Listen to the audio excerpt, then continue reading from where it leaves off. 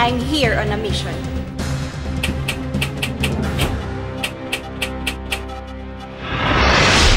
Ang alamin ng kwento ng lumalagong ministeryo ng Jesus is Lord Church, Area 8.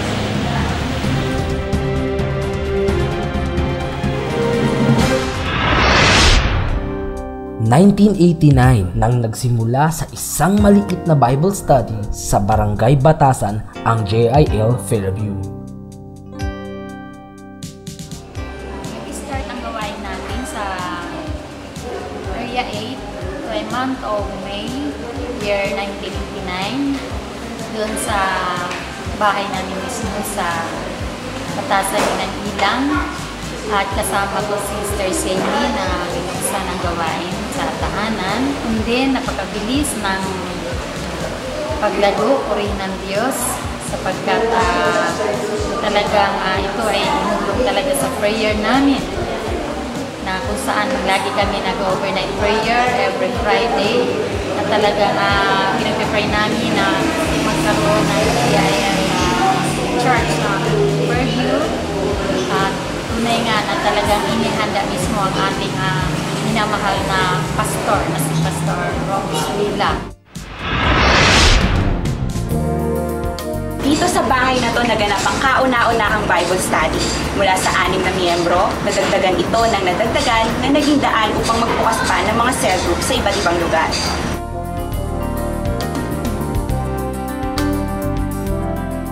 Ito lang yung unang umaten sa Bible study na ginawa sa tahanang ito, na sa katagalan dumami kami ng dumami hanggang dumating sa time na marami na rin na nagpapagamit na manggagawa dito din sa tahanang ito. Bukod sa ginagawa naming Bible study sa tahanang ito, pagsamantalang ginamit muna opisina ng ating minamahal na pastor, at dito rin yung music, dito rin sa tahanang ito yung lahat na gathering ng lahat na gawain katulad ng mga prayer meeting, seminar sa tahanang ito. Sa pamumuno ni Pastor Romus Willa, nabuksan ang kauna-unahang Sunday service sa lugar na to na dating Pub House noong May 20,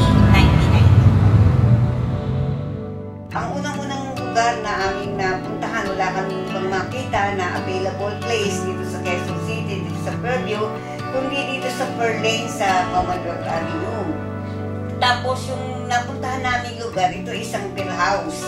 At sa gabi, ito ginagawang beer house, at sa umaga ng linggo, ito ay ginagawa na gawain ng Panginoon. At talagang ngayon na bagamat yun ay beer house, pero sa araw ng linggo ay ito ay sama-sama yung mga maiinit na mga manggagawa at saka yung mga attendees dito sa Quezon City. Hanggang sa dumami ang mga attendees. Ngunit dahil sa mabilis na paglago ng gawain, inilipat ang Sunday service sa Our Lord's Grace Montessori.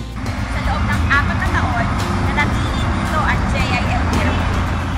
Mula sa 6 na miyembro noong 1989, mahigit 1,500 na sila ngayon. At mula sa isang Bible study, ngayon 10 Sunday services na ang dinadao sa buong Area 8.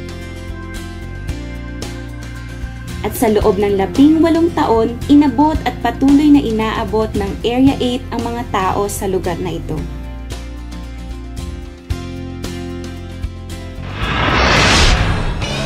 Tunay ngang ang Diyos ay matapat. Hindi niya iniwanan ang JIL Area 8 mula na magsimula ito noong 1989 hanggang sa kasalukuyan.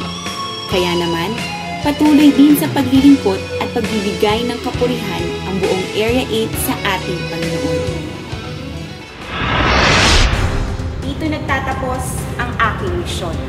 Hanggang sa muling pagkikita, let's all pray for God's continuous guidance and provision to JIL Area 8.